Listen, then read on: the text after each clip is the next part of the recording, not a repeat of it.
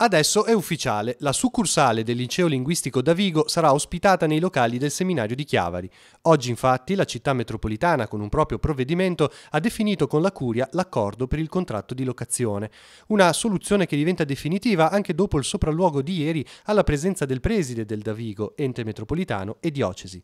Il contratto prevede l'utilizzo di 3 aule collocate a destra dell'ingresso del seminario più un locale ad uso segreteria. A breve inoltre partiranno i lavori di adeguamento, alcuni dei quali riguarderanno i servizi igienici. Le aule del seminario saranno utilizzate per l'anno scolastico 2019-2020 più una proroga per l'anno successivo, nel mentre l'obiettivo è di trovare una soluzione diversa e definitiva. Può prendere il via la creazione di un ciclo formativo fortemente voluto dagli abitanti del territorio, spiega Roberto Cella, consigliere delegato di Città Metropolitana, che aggiunge sarà anche in una collocazione logistica molto comoda per gli studenti, proprio nelle vicinanze della ferrovia.